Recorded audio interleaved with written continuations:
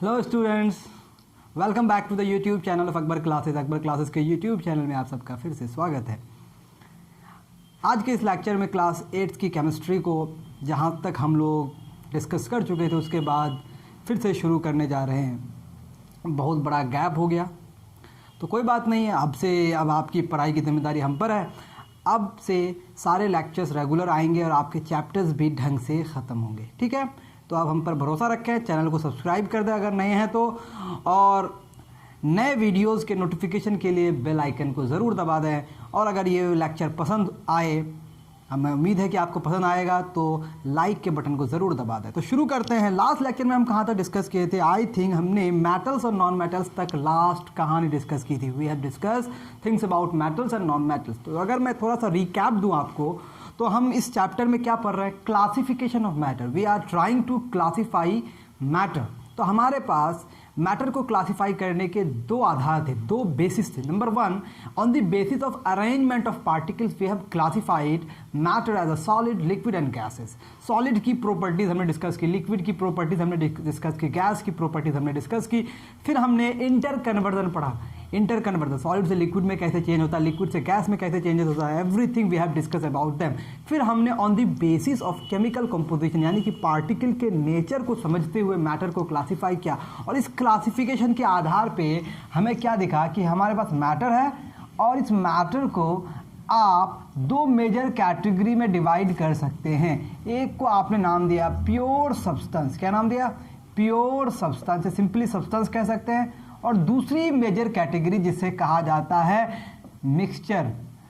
हमारे daily life में इससे हमारा बहुत ज़्यादा लेना देना होता है, मिक्सचर। प्योर सब्सटेंसेस हमने डिस्कस कर ली। आज के इस लेक्चर में हमारा कंसर्न क्या होने वाला है? मिक्सचर। तो दिल थाम के बैठे रहिए, मिक्सचर की कहानी शुरू कर जाए, ठीक है। तो डिस्कस करते हैं मिक्सचर। ओके, ये मिक्सचर है क्या? मिक्सचर बनता कैसे है, ठीक है। एक बार मैं अगर आपको याद दिलाने की कोशिश करूं कि प्योर सब्सटेंसेस कैसे हैं। प्योर सब्सटेंसेस मैटर का वो फॉर्म है जिसके अंदर पार्टिकल्स आइडेंटिकल होते हैं, एक प्रकार के होते हैं। सारे पार्टिकल्स अगर एक प्रकार के होंगे, one type of particle, if a matter have only one type of particle, then it is said to be pure substance. Matter को प्योर होने के लिए उसके जो कॉन्स्टिट्यूएंट पार्टिकल्स हैं, they must be identical to each other. अब mixture में क्या होता है? एक मिक्सचर को बनने के लिए आपको प्योर सब्सटेंसेस कंबाइन करते हैं। क्या करते हैं? Pure substances combine to form a mixture. Okay, अब जब प्योर सब्सटेंसेस कंबाइन करते हैं तो इसकी कॉम्बिनेशन बिल्कुल अलग टाइप से होती है। ये किसी भी रेशियो में, किसी भी प्रोपोर्शन में कंबाइन करता है। तो बिना डिस्कस किए पहले मैं इसको डिफाइन कर दूं कि मिक्सचर है क्या। तो अ mixture is form, a mixture is formed when two or more substances, ये सब्सटेंसेस क्या क्या हो सकते हैं? या तो एलिमेंट्स को एलिमेंट से मिलाइए, एलिमेंट्स हो सकते हैं, या फिर कंपाउंड्स हो सकते हैं, या फिर कंपाउंड को कंपाउंड से मिलाइए, या फिर एलिमेंट को कंपाउंड से मिलाइए। एलिमेंट्स या फिर कंपाउंड्स, यही होंगे substances. A mixture is form when two or more substances, elements हो या कंपाउंड्स हो, are physically mixed,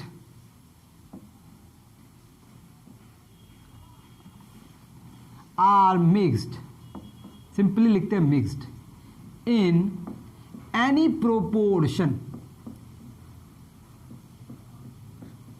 in any proportion.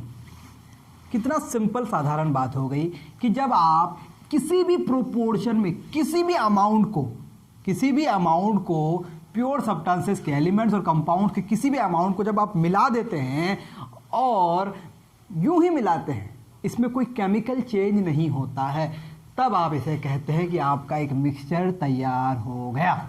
Okay, अब जब आप मिलाते हैं, मिक्सचर को बनाते हैं, जब जैसा कि आपने चीनी और पानी को मिक्स किया, when you have mixed sugar and water, तो शुगर और वाटर को अब ज़्यादा शुगर मिक्स करें या कम शुगर मिक्स करें, you are going to get a mixture. उसी तरह से आपने पत्थर और बालू को मिक्स किया। किसको मिक्स किया? पत्थर और बालू को, स्टोन एंड सैंड। तो स्टोन एंड सैंड का मिक्सचर में ऐसा नहीं होगा कि आप सैंड ज़्यादा कर दें, स्टोन कम कर दें, स्टोन ज़्यादा कर दें, सैंड कम कर दें, तो मिक्सचर नहीं बनेगा। मिक्सचर बनेगा।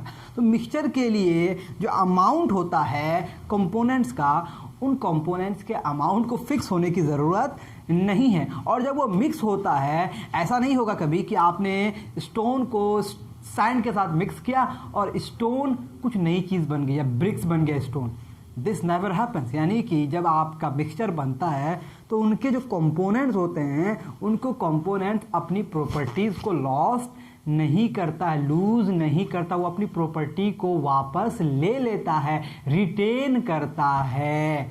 समझ में आ रही है मेरी बात है? I hope you are getting my point. तो इस आधार पे जब हमने मिक्सचर को देखा, मिक्सचर के कंपोजिशन को देखा कि मिक्सचर के अंदर पार्टिकल किस किस तरह से मिक्स हो सकते हैं, तो मिक्सचर के अंदर पार्टिकल्स दो तरह से मिक्स हो सकते हैं। और on the basis of mixing of particles हम कहते हैं कि मिक्सचर दो तरह के होंगे। कितने तरह के होंगे?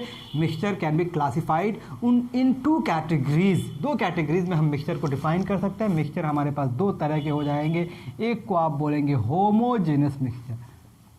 अब ये होमोजेनस मिक्सचर क्या है? ठीक है जी, होमोजेनस मिक्सचर नंबर 1 और number 2 heterogeneous mixture. Heterogeneous mixture एक एक करके हम डिफाइन करते हैं ताकि आपको समझ आ जाए।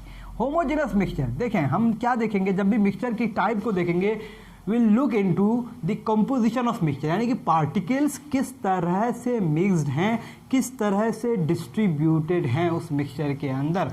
तो होमोजेनस मिक्सचर में क्या होने वाला है आपका, जब आपके पास होमोजेनस मिक्सचर होगा तो आपके पास कैसा मिक्सचर होगा, जरा इस पे गौर करते हैं, देखते हैं, समझते हैं। तो अब होमोजेनस मिक्सचर, इसको हम अगर ऐसे लिखते हैं, a homogeneous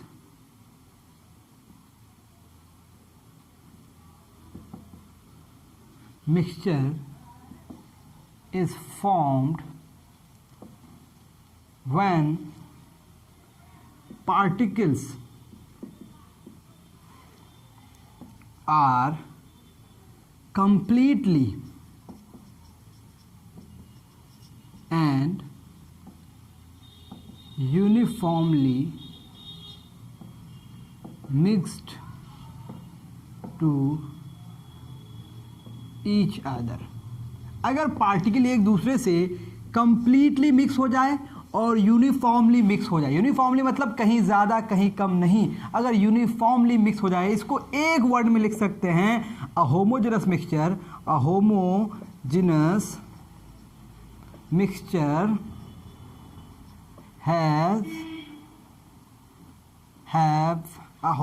has always uniform composition.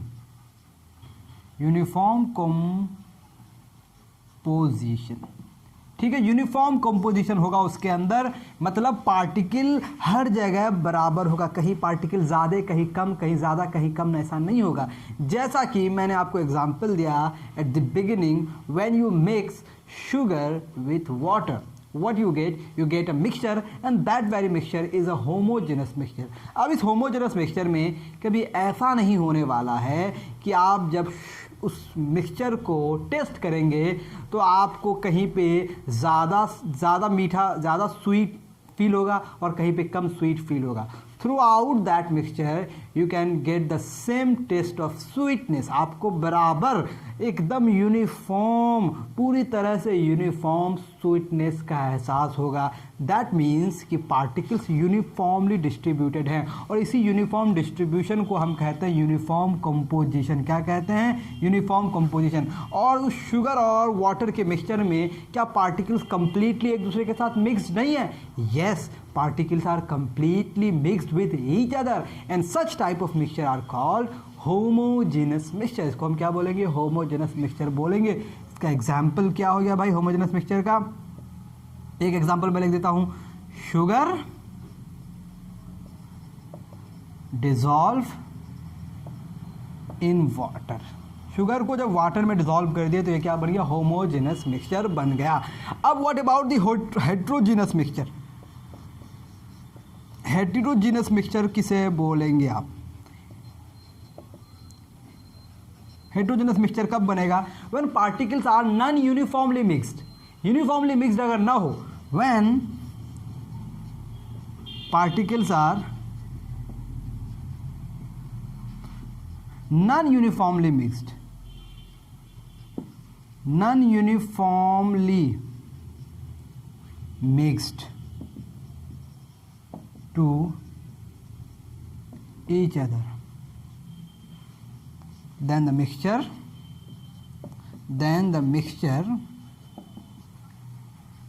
is said to be heterogeneous.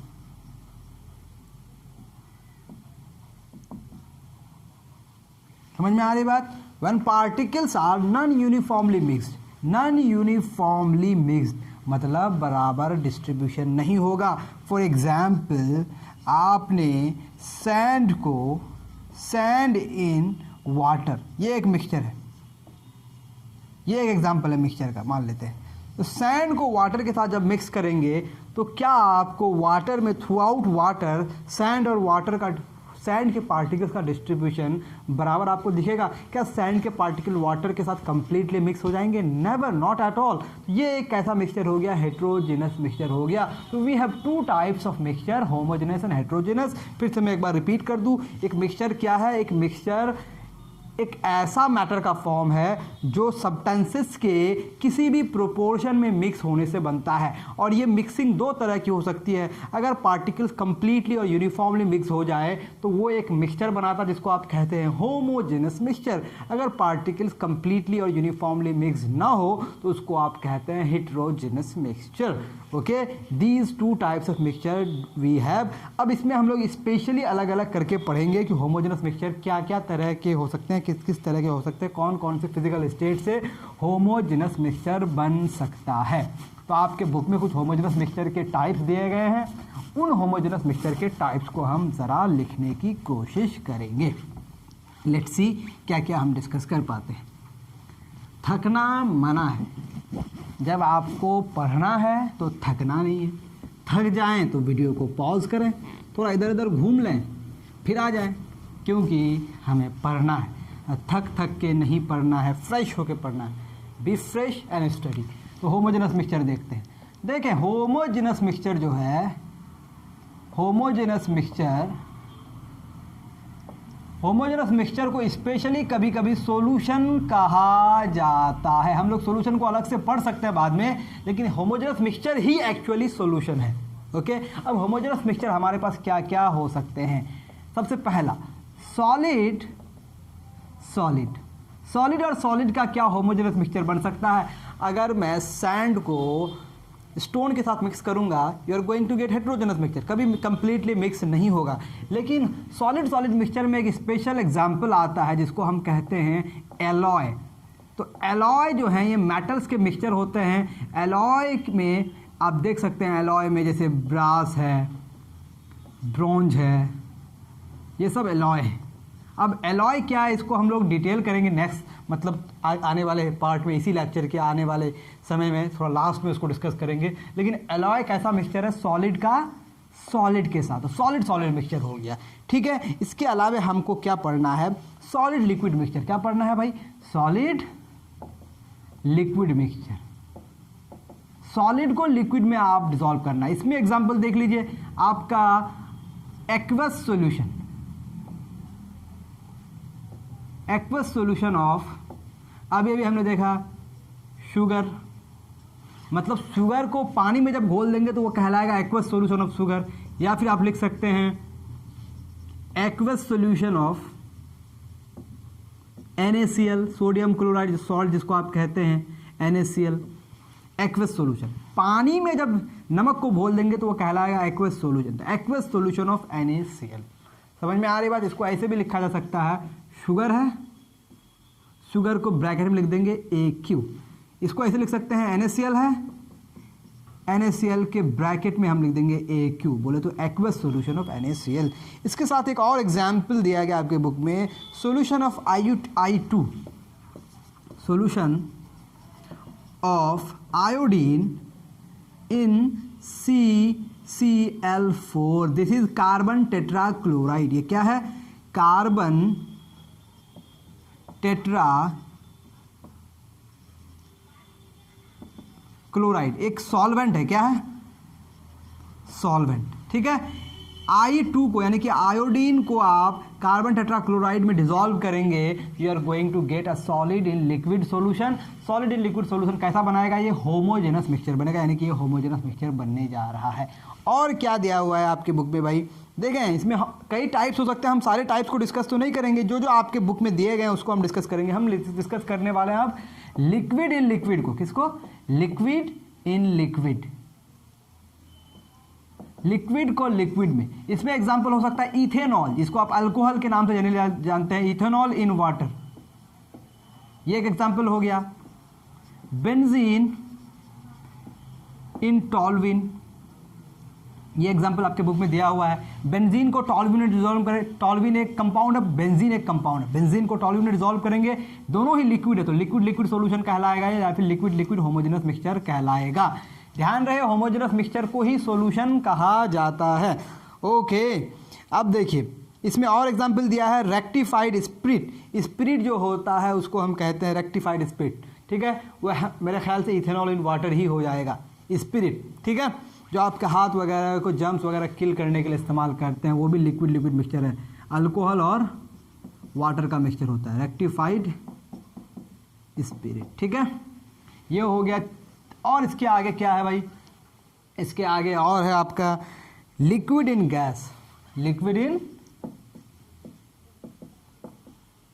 Gas. Liquid को गैस में आप करेंगे। लिक्विड इन गैस में क्या है? Liquor ammonia. ठीक है भाई, लिकर अमोनिया, लिकर अमोनिया। इसमें ये बहुत ही इंपॉर्टेंट बात हो गई। क्या है इसका एग्जाम्पल? ये सब एग्जाम्पल लिख रहा हूं मैं, ध्यान रहे, these are the examples, these are the examples, these are the examples, examples लिख रहा हूं मैं। ठीक है जी, तो ये लिकर अमोनिया, अमोनिया एक गैस है, उसको उसमें वाटर को उसमें डिसॉल्व करते हैं, तो वाटर और अमोनिया का जो मिक्सचर बनता है वो कहलाता है लिक्विड इन गैस। एक्चुअली ये गैस इन लिक्विड होना चाहिए, तो इस एग्जाम्पल को हम लोग हटा ही देते हैं। This is not a good example. ये इसमें क्या होना चाहिए? गैस इन लिक्विड होना चाहिए, लेकिन इसमें लिख दिया है लिक्विड इन गैस। तो इसको हम लोग ऐसे लिखते हैं, पहले वाला जो लिखते हैं वो डिसॉल्व होता है, जिसमें डिसॉल्व होता है वो बाद में होता है, तो हम लिखेंगे गैस इन लिक्विड। ठीक है, सब में आप इन लगा दें ताकि समझ ज़्यादा आए। Liquid in liquid, solid in liquid, solid in solid, and the final we have gas in liquid. ठीक है जी, गैस को लिक्विड में डिसॉल्व करेंगे तो क्या हो सकता है? कार्बोनेटेड ड्रिंक, कार्बन डाइऑक्साइड को हम लोग डिसॉल्व करते हैं, उसमें कार्बोनेटेड ड्रिंक्स, इसमें एग्जाम्पल हो जाएगा कार्बोनेटेड ड्रिंक्स। ठीक है जी। Number 2, oxygen dissolve in water, oxygen को वाटर में डिसॉल्व करके रखिए, ये भी हो सकता है। HCl gas dissolve in water, यानी कि किसी भी गैस को अगर वाटर में डिसॉल्व कर रहे हैं तो ये होमोजेनस मिक्सचर बनेगा। ओके, अब आगे बढ़ते हैं हम लोग, और एग्जाम्पल देख लीजिए। एक एग्जाम्पल है hydrogen gas adsorb on palladium, तो ये सॉलिड इन गैस का एग्जाम्पल है। ये हेट्रोजेनस में लिखा है but this is a homogeneous mixture. Gas in solid, ये क्या है? गैस इन सॉलिड, गैस को सॉलिड में, तो सॉलिड हमारा पैलेडियम हो गया, तो इसको ऐसे लिखेंगे एग्जाम्पल में इसको कि हाइड्रोजन गैस जो है, हाइड्रोजन गैस एड्सॉर्ब हो रहा है सरफेस पे चिपकना कहलाता है एड्सॉर्प्शन। जैसा कि मैं बोर्ड पे लिख रहा हूँ, दिस इज कॉल्ड एड्सॉर्प्शन। अगर इस सरफेस से होकर अंदर चला जाए तो इसको हम लोग बोलेंगे absorption, but I am talking about adsorption. ठीक है, तो hydrogen gas adsorb on the surface of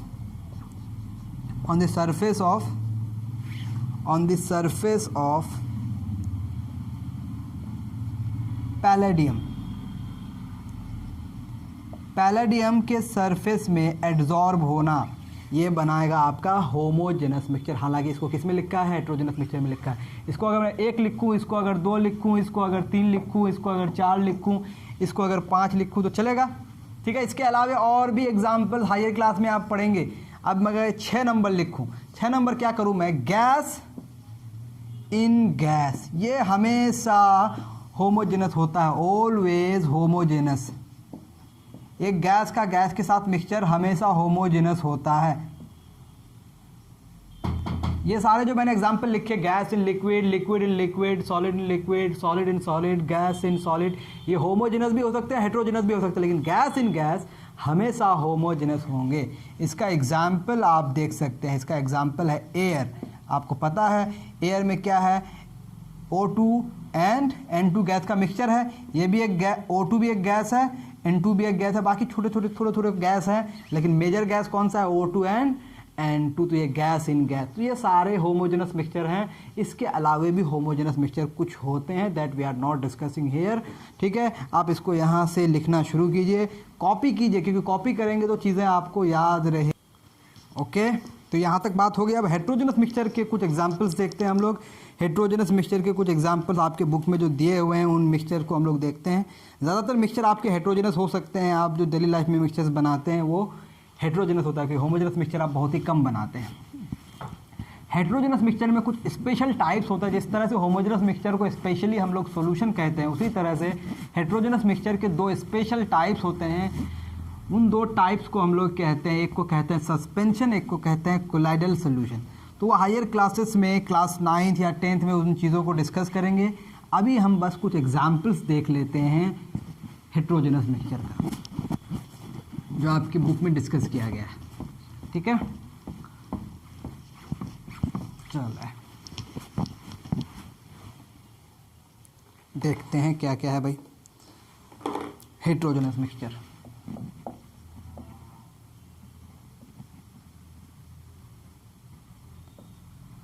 heterogeneous mixture, ठीक है। इसमें हम एग्जाम्पल्स बस लिखते हैं, उतना सॉलिड लिक्विड करने की ज़रूरत नहीं, क्योंकि ये हमारा इतना स्पेशल कैटेगरी नहीं है जिसको हम डिस्कस करते हैं। एक्चुअली हमारा स्टडी सॉल्यूशन पे होता है, ठीक है। हेट्रोजेनस में गन पाउडर है, गन पाउडर, गन पाउडर। अब ये गन पाउडर किस किस चीज़ का मिक्सचर है, ये आपके बुक में ही लास्ट में दिया हुआ होना चाहिए, किस किस चीज़ का मिक्सचर है। Gun powder is a mixture of gun powder, I don't think कि दिया हुआ है। गन पाउडर में पोटाशियम नाइट्रेट होता है और कुछ चीज़ें होती हैं, अभी तो यहाँ डिस्कस नहीं किया गया। Gun powder is a heterogeneous mixture, बस ये आपको याद रखना है, gun powder is a heterogeneous mixture, ठीक है, जिसको आप बारूद कहते हैं। नंबर 2, मिक्सचर के सिर्फ एग्जाम्पल्स देख रहे हैं हम। Mixture of iron and sulphur, mixture of iron, इसको हम आयरन कहते हैं, एंड सल्फर। देखें, आयरन और सल्फर को बस मिला देंगे तो ये हमेशा हेट्रोजेनस मिक्सचर बनेगा, लेकिन आयरन और सल्फर को मिला के अगर उसको हीट कर देंगे, if mixture of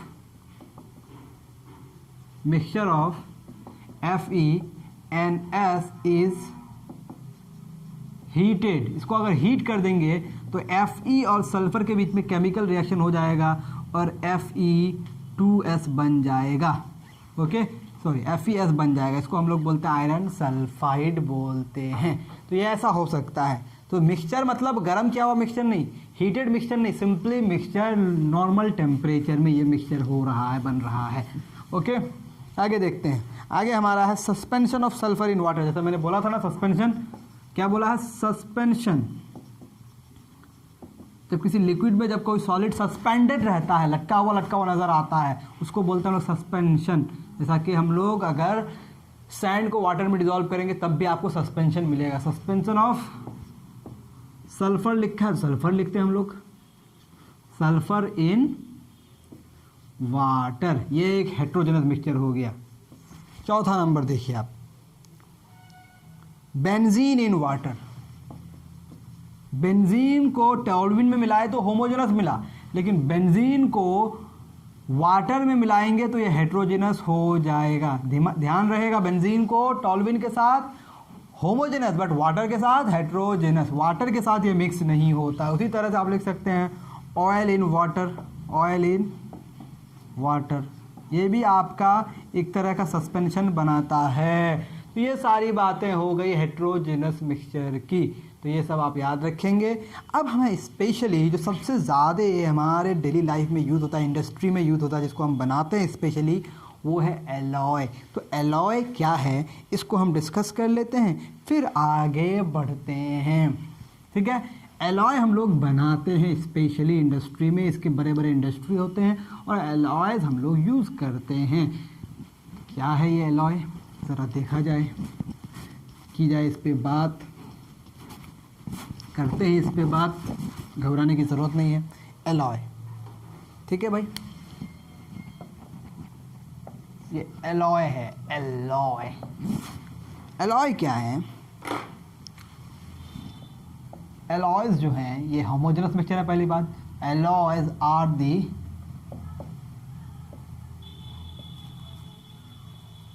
homogeneous mixture of two or more metals. ठीक है, ब्रैकेट में लिख देंगे sometimes non metals may be present in very small proportion। ठीक है, ये बहुत स्पेशल केस हो गया कि कभी कभी आपका नॉन मेटल मिक्स होता है बहुत ही स्पेशल केस में, लेकिन ये एक्चुअली मिक्सचर किसका है? मेटल्स का। Alloys are the homogeneous mixture of two or more metals. Okay, दो या दो से ज़्यादा मेटल्स का होमोजेनस मिक्सचर। ठीक है, एलॉय क्यों बनाते हैं? Alloys are formed, alloys are made to get special and desired properties.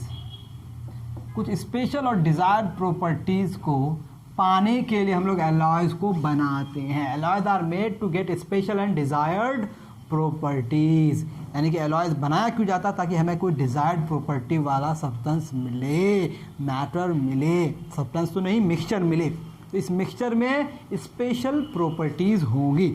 अब कौन कौन से एलॉयज हैं, हम एलॉयज को अपने आपके बुक में जो दिया गया इस बुक के अकॉर्डिंग एलॉयज को डिस्कस कर लेंगे, फिर हम इसको फिनिश कर देंगे लेक्चर आज का। तो देखते हैं क्या क्या बातें हैं भाई, कौन कौन से एलॉयज हमको डिस्कस करने हैं। जैसा कि मैंने क्या लिखा है, स्पेशल एंड डिज़ायर्ड प्रॉपर्टीज़ कैसे, जैसा कि कॉपर का, गन मेटल कॉपर का ही मिक्सचर होता है।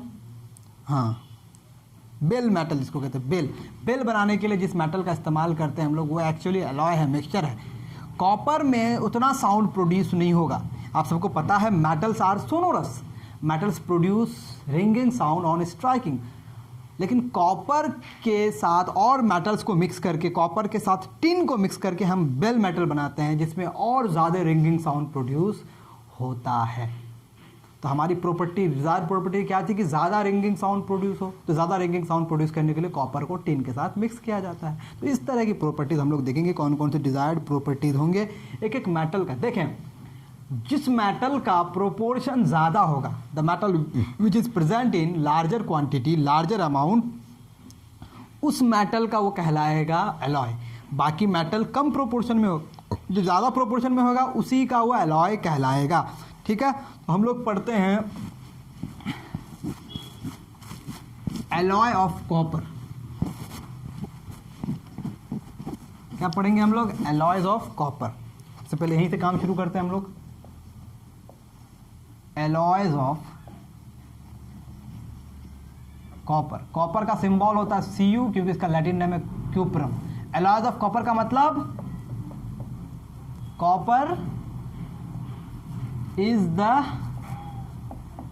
मेजर कंपोनेंट, मेजरली ये पाया जाएगा इसलिए इसको बोलेंगे एलॉय ऑफ कॉपर। नंबर 1 सबसे पहला एलॉय क्या पढ़ेंगे हम लोग? सबसे पहला एलॉय हमारे पास है ब्रास।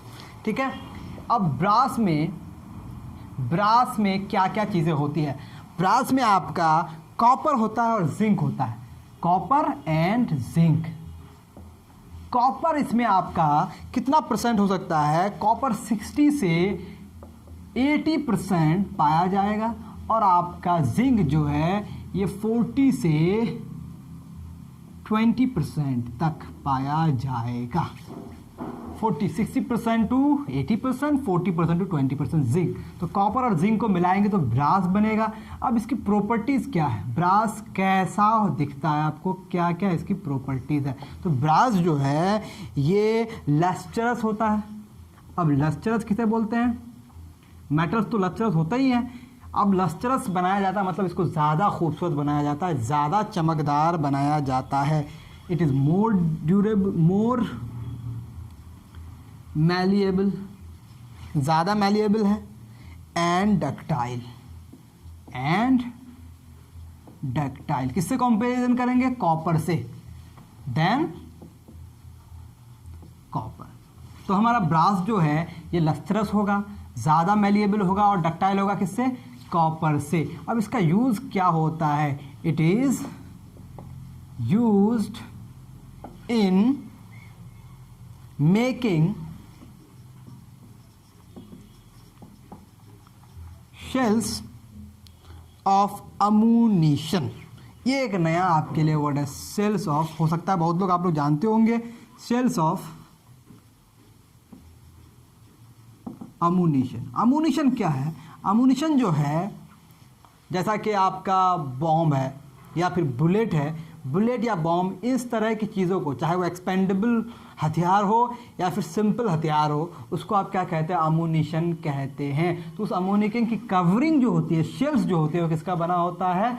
ब्रास का बना होता है। यूटेंसिल्स बनते हैं। It is used in making shells of ammunition. Utensils मतलब बर्तन वगैरह बनाने के लिए कुछ चीज़ें जो घर में हम लोग इस्तेमाल करते हैं। इलेक्ट्रिकल स्विचेस बनते हैं इससे, इलेक्ट्रिकल स्विचेस बनते हैं, इलेक्ट्रिकल स्विचेस। और क्या बनते हैं भाई? और हम इससे स्टैचू बनाते हैं, स्टैचूज। ओके, ये हो गया हमारा ब्रास। नंबर 2 देख सकते हैं। अब नंबर 2 हमारे पास है ब्रोंज। ब्रोंज का नाम तो आपने सुना ही होगा, ब्रोंज मेडल। तो इसका इस्तेमाल हम लोग मेडल बनाने के लिए तो करेंगे ही। ठीक है, use for making medals. Okay, इसके अलावा और भी इसके यूजेस हैं जो हम लोग लिखेंगे। ये 3 एलिमेंट का, 3 मेटल का मिक्सचर है। तो इसमें आपको कॉपर होना ही है, उसके बाद टिन है इसमें, एंड जिंक है और टिन है। कॉपर इसमें 80% ऑलमोस्ट, तो जिंक इसमें 10%, और एसन जो है ये भी 10% है इसमें। ठीक है जी, ये हो गया इसका कंपोजिशन। अब इसका इस्तेमाल क्या, इसकी प्रॉपर्टीज़ क्या होगी? सबसे पहली बात, प्रॉपर्टीज़ को अगर हम देखें, इसकी प्रॉपर्टीज़ आपके पास हार्ड बट ब्रिटल। ये हार्ड होता है बट ब्रिटल। ब्रिटल का मतलब क्या होता है? अब इसको समझिए। ब्रिटल का मतलब अगर इसको आप स्ट्राइक करेंगे, इसको अगर आप हैमर करेंगे तो ये टूट जाएगा, इसको बोलेंगे आप ब्रिटल। रेसिस्टेंट टू कोरोजन, खास बात, रेसिस्टेंट टू कोरोजन। इसीलिए इसके मेडल बनते हैं, क्योंकि आप मेडल अगर बनाए और उसमें कोरोजन हो गया तो मेडल ख़राब हो जाएगा, क्योंकि ये रेसिस्टेंट टू कोरोजन है, इसीलिए इससे मेडल्स भी बनते हैं। टेक्स वेरी हाई पॉलिश, इसमें बहुत बढ़िया पॉलिश किया जा सकता है। टेक्स वेरी हाई पॉलिश, बहुत बढ़िया इसमें पॉलिश किया जाएगा।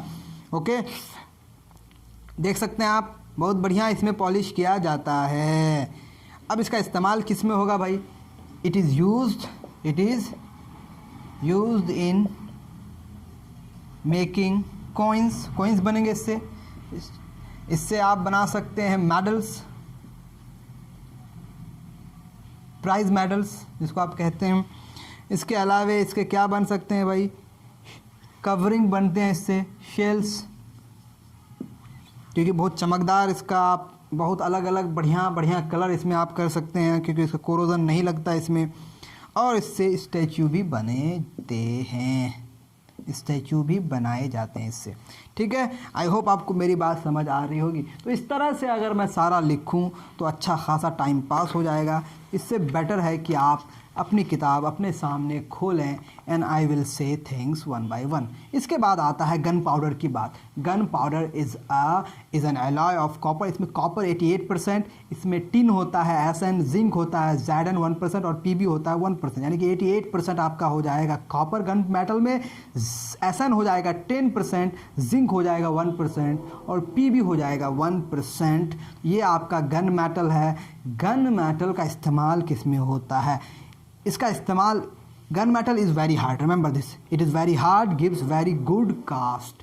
बहुत ही अच्छा दिखता है गन मेटल, बहुत ही शानदार शाइनी दिखेगा ये। तो ये हो गया गन मेटल, और गन मेटल की ये प्रॉपर्टीज़ हो गई, और ये बहुत हार्ड होता है। अब ध्यान दें इसका बनता क्या है। For making barrels of guns, guns के बैरल्स को बनाने के लिए। अब बैरल्स क्या होता है, आपने गन देखा होगा। गन जो होता है, ऐसा कुछ गन होता है, ऐसा कुछ, चलो ये मैंने गन बनाया, चलिए। तो ये जो उसका जो माउथ होता है, ये वाला जो मटेरियल बना होता है, ये वाला मटेरियल गन मेटल का बना होता है। And gun metal is a mixture of copper, tin, zinc and PB। 88% copper, copper बहुत ज़्यादा होता है, उसमें 10% टिन होता है, ZN जिंक होता है 1%, PB होता है 1%। तो इसका इस्तेमाल बैरल्स ऑफ गन्स बनाने के लिए होता है। Barrels, BARRELS, barrels of guns. ठीक है, इसको गियर बनाते हैं हम, इससे गियर जो बनता है, गियर आपको पता होगा, गियर बाइक्स वगैरह में गियर होता है। उसके बाद बियरिंग, बॉल एंड बियरिंग होता है ना, जिसमें बॉल्स लगे होते हैं, जिसकी वजह से मूवमेंट पॉसिबल हो पाता है। बहुत सारी चीज़ें जब रोटेट करते हैं तो उसमें बॉल्स लगे होते हैं, और वो बॉल्स जिसमें फिट किया जाता है उसको बोलते हैं बियरिंग। तो बॉल को बेयर जो करता है उसको बोलते हैं बियरिंग। तो वो हो गया। बेयरिंग भी किससे बनाया जाता है भाई? गन मेटल, क्योंकि ये बहुत ही हार्ड होता है। एक मेटल, एक हमारे पास एलॉय है जिसका नाम है जर्मन सिल्वर। जर्मन सिल्वर में कॉपर 30 से 60% तक हो सकता है, जिंक 20 से 30% से हो सकता है, निकल 15 से 20% हो सकता है। यानी कि कॉपर, जिंक और निकल का ये एक एलॉय है जिसको आप कहते हैं जर्मन सिल्वर। ये वाइट लाइक सिल्वर, ये सिल्वर के तरह दिखता है। याद रहे, ये सिल्वर नहीं है, ये जर्मन सिल्वर है जिसमें कॉपर है, जिंक है और निकल है। कॉपर 30 से 60% होगा, जिंक 20 से 30% होगा और निकल 15 से 20% होगा। ये हो गया हमारा German silver. German silver is white like silver, malleable and ductile. Malleable होता है और डक्टाइल होता है। अब मैलिएबल और डक्टाइल और सिल्वर के तरह होने से फ़ायदा क्या है कि इससे हम लोग इमिटेशन सिल्वर ज्वेलरी बनाते हैं। इमिटेट करने वाला, यानी कि वो इमिटेट करता है कि सिल्वर है but it is not silver, it looks like silver but it is not silver. तो हम लोग ज्वेलरी तो बनाते हैं जो सस्ता बन जाता है, सिल्वर के तरह दिखता भी है और सस्ता भी हो जाता है, लेकिन वो सिल्वर होता नहीं है। दिस इज़ कॉल्ड धोखेबाजी। यानी कि जर्मन सिल्वर को हम लोग डुप्लीकेट सिल्वर के तरह इस्तेमाल कर सकते हैं और यूटेंसिल्स भी इससे बनते हैं। बेल मेटल मैंने आपको शुरू में डिस्कस कर दिया कि bell metal is a homogeneous mixture of copper and SN, tin, CuN, 80% copper होता है, 20% SN होता है। ये हार्ड होता है, ब्रिटल होता है, प्रोड्यूसेस सोनोरस साउंड, यानी कि रिंगिंग साउंड प्रोड्यूस करता है, इसीलिए इसको बेल्स बनाने के लिए इस्तेमाल किया जाता है। ठीक है, इसके अलावे अब हम लोग बात करेंगे मेजर कंपोनेंट। हम लोग किसका डिस्कस करेंगे भाई? हम लोग आयरन का डिस्कस करेंगे, यानी कि हम लोग डिस्कस करेंगे एलॉयज ऑफ आयरन। इसमें आयरन मेजर कंपोनेंट होगा। सबसे पहला हमारे पास है stainless steel. Why don't we write? हम लोग लिखते भी हैं कुछ कुछ, ठीक है। किसका लिखेंगे भाई? इससे बहुत टाइम लग जा रहा है लिखने की वजह से। अगर हमारे पास स्मार्ट बोर्ड होता तो हम बस आपको स्लाइड्स दिखाते और चीज़ें पढ़ देते, आपका क्लियर हो जाता। ठीक है, ये इतना भी कोई ऐसा नहीं है कि नहीं पढ़ सकते हम। तो हमारा पास सबसे पहला जो आयरन का एलॉय है वो है stainless steel. You must have heard of this, आपने ज़रूर इसके बारे में सुना होगा। ये स्टेनलेस स्टील जो है ये कोरोजन रेसिस्टेंट है, इसमें कोरोजन लगता ही नहीं है। आपने इसके बहुत सारी चीज़ें देखी होंगी, जो घर पे नाइफ्स होते हैं वो, और आपके जो घर पे जो स्पून होते हैं वो सारे स्टेनलेस स्टील के बने होते हैं। आपने वॉच देखा होगा, वॉच के अपोजिट साइड में जो मेटल का पोर्शन होता है वो भी क्या होता है? स्टेनलेस स्टील का बना होता है, उसमें लिखा हुआ होगा स्टेनलेस स्टील। ठीक है जी। अब स्टेनलेस स्टील में 83% आयरन, कार्बन 1%, तो पहला आपको एक एग्जांपल दिखा जिसमें नॉन मेटल है, कार्बन 1%, कार्बन 1% स्टेनलेस स्टील में होता है, कॉपर 15%, निकल 1%, यानी कि आयरन, कॉपर और निकल का मिक्सचर है विद कार्बन, ठीक है। रेसिस्ट कोरोजन, इसका स्पेशल काम क्या है, कोरोजन को रेसिस्ट करता है, क्योंकि इसमें ज़्यादातर तो आयरन ही है ना, बस आयरन को कोरोजन से बचाने के लिए, रस्टिंग से बचाने के लिए इसको स्टेनलेस स्टील बना देते हैं। Iron is made to stainless steel to protect it from rusting or corrosion for making utensils and surgical instruments इससे बनते हैं। इसके अलावा और दो हमारे पास है आयरन के, जो डिस्कस नहीं भी करेंगे तो कोई बड़ी बात नहीं है। देखें मैं जितना सारा डिस्कस कर रहा हूँ इसमें सबसे ज़्यादा इंपॉर्टेंट ब्रास है, ब्रॉन्ज है, गन मेटल है, उसके बाद बेल मेटल है और स्टेनलेस स्टील है। इसके अलावा बाकी सारे इतने इंपॉर्टेंट नहीं हैं, आप याद रखें ना रखें, एग्जाम वगैरह में ये सब चीज़ें इतनी नहीं आती है।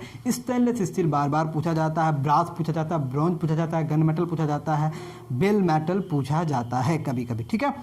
तो अब देख लेते हैं मेजर कंपोनेंट अल्मीनियम का। अल्मीनियम का एक हम लोग देख लेते हैं कम से कम। तो अल्मीनियम का एक है आपका ड्यूरालुमिन। ड्यूरालुमिन नाम क्या है, ड्यूरालुमिन, ड्यूरालुमिन, क्या नाम है, ड्यूरालुमिन। अब देखिए क्या नाम है भाई, गजब नाम है, ड्यूरालुमिन, ठीक है। ये अल्यूमिन और इसमें ड्यूर, यानी कि ऐसा अल्युमिनियम जिसका ड्यूरेशन ज़्यादा हो, जो ज़्यादा समय तक रह सके, उसको ड्यूरालुमिन बोला जा सकता है। ओके, अल्युमिनियम इसमें 95%, कॉपर 4% होता है, ठीक है जी। इसमें क्या होगा भाई, सॉरी इसमें गलत लिख दिया है आपका, हाँ ठीक है, 95% अल्मीनियम और 4% कॉपर और 0.5% एंड 0.5% मैग्नीज और मैग्नीशियम, ठीक है। क्या होगा इसमें ड्यूरालुमिन में, अल्मीनियम है 95%, उसके बाद कॉपर है 4% और मैग्नीज है 0.5% और मैग्नीशियम भी है 0.5%। सबको जोड़ के आप 100% लिख सकते हैं, कोई दिक्कत नहीं। तो अल्मीनियम, कॉपर, मैग्नीज और magnesium, 95% aluminium, 4% copper, 0.5% manganese, 0.5% magnesium, ये आपको क्या बनाता है, ड्यूरालुमिन बनाता है। तो ड्यूरालुमिन क्या है, अल्मीनियम ऐसे ही हल्का होता है और ड्यूरालुमिन में 95% अल्मीनियम ही है, ये तो हल्का होना ही है, तो it is light weight and strong as steel. अब देखिए हमने कहा था अल्मीनियम उतना स्ट्रॉन्ग नहीं होता है, लेकिन स्टील की तरह ये स्ट्रॉन्ग हो जाएगा, and steel is very very strong. इसका इस्तेमाल किस में किया जाता है, for making aircraft frames, aircraft के फ्रेम बनाने के लिए इसका इस्तेमाल किया जाता है। एयरक्राफ्ट का क्या बनाने के लिए, फ्रेम बनाने के लिए, ओके, क्योंकि हल्का होना चाहिए एयरक्राफ्ट्स को, रॉकेट्स बनाने के लिए, स्पीड बोट्स एंड ऑटोमोबाइल्स वगैरह बनाने के लिए। तो ये सारे हमारे पास कुछ अलॉय थे। अगर आपके पास किताब है तो प्लीज़ आप इनके कंपोजिशन को और इनके प्रॉपर्टीज़ को, इनके यूजेस को अपनी कॉपी में नोट करके ज़रूर इनकी प्रॉपर्टीज़ को याद करें। अब एक ख़ास बात हमारे पास है कि हम लोग मरकरी को थर्मोमीटर में यूज़ क्यों करते हैं, why do we use mercury in thermometer, why, because it has following properties, it is shiny and viscous, क्योंकि जब उसका लेवल ऊपर की तरफ जाएगा टेम्परेचर बढ़ने से, वो हमें दिखना चाहिए, तो शाइनी और विस्कस है, ठीक है। नंबर 2, ये इसका थर्मल एक्सपेंशन लो है, यानी कि कम टेम्परेचर बढ़ने से भी वो एक्सपेंड करने लगता है, और उसी एक्सपेंशन से हम लोग जज कर पाते हैं कि टेम्परेचर बढ़ रहा है। टेम्परेचर बढ़ने से वो एक्सपेंड करता है और हम लोग पता कर लेते हैं कि इस टेम्परेचर में इतना एक्सपेंड करेगा, इस टेम्परेचर में इतना एक्सपेंड करेगा। और ये ग्लास से चिपकता भी नहीं है, क्योंकि कोई अधेसिव फोर्सेस जो होते हैं ग्लास मटेरियल और उसके बीच में बहुत ही वीक होता है। इसकी वजह से मरकरी का इस्तेमाल किया जाता है थर्मोमीटर में टेम्परेचर को मेज़र करने के लिए। आई होप आप बुक को ज़रूर पढ़ेंगे। नेक्स्ट क्लास से, नेक्स्ट लेक्चर में हम लोग डिस्कस करना शुरू करेंगे क्या, सेपरेशन ऑफ मिक्सचर। आज के लिए दीजिए इजाज़त, चैनल को सब्सक्राइब कर दें अगर नए हैं तो, बेल आइकन को ज़रूर दबाएं, वीडियो को ज़रूर लाइक करें। अब हम आपके लिए रेगुलर लेक्चर ज़रूर लाएंगे। Thank you very much. Okay.